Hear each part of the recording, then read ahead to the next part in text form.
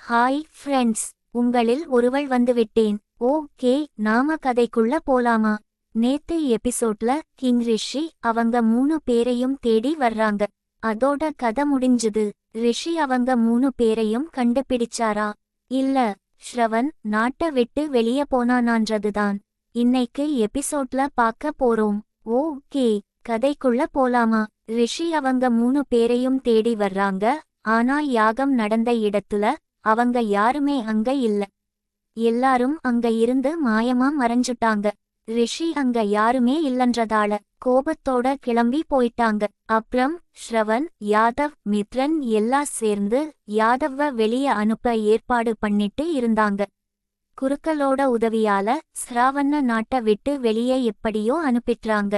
ஸ்ராவண்ணும் அந்த மர்ம தேசத்துல இருந்து வெளிய வந்துட்டான்.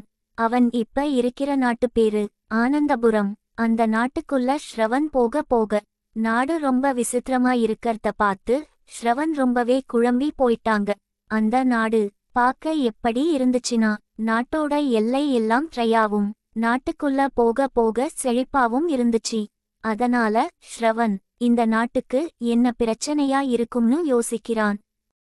அப்படி ஸ்ரவன் என்ன பிரச்சனைன்னு யோசிச்சுட்டு இருக்கும் போது ஒரு பொண்ணு குளத்துக்கிட்ட நிக்கறத பார்த்துட்டு அவங்க கிட்ட போய் இந்த நாட்டுக்கு என்ன பிரச்சனைன்னு கேக்குறான். அதுக்கு அந்த பொண்ணு, நீ யார்? உன்னை இதுவரை இந்த நாட்டுக்குள்ள பார்த்ததே இல்ல. முதலில் நீ யாரென்று சொல் என்கிறாள். அதுக்கு ஸ்ரவன், நான் பக்கத்து நாட்டிலிருந்து வரன்னு போய் சொல்றான். அப்புறம் அவன் தங்கறதுக்கு இடம் ஏதாச்சும் இருக்கான்னு கேக்குறான்.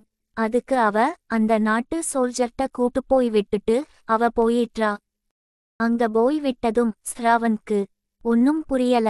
நாம ஒரு உதவிதான கேட்டோம், அதுக்கு போய் என்ன சோல்ஜர்ட்ட மாட்டி விட்டுட்டானோ ரொம்ப கோபப்பட்றான்.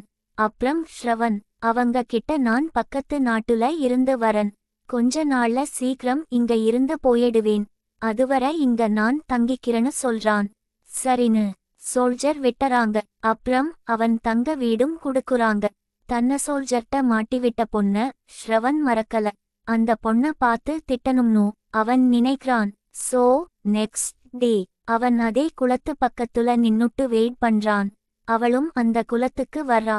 ஸ்ரவன் அவள பார்த்து, நேத்து உங்ககிட்ட ஒரு சின்ன உதவிதா கேட்டன், ஆனா நீங்க அதுக்கு போய் அந்த சோல்ஜர்ட்ட மாட்டி விட்டுடீங்க.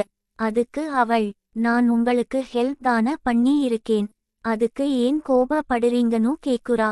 அதுக்கு ஸ்ரவன், சரி நடந்தத விடுங்க, இந்த நாட்டுக்கு என்ன பிரச்சனைன்னு கேக்குறான்.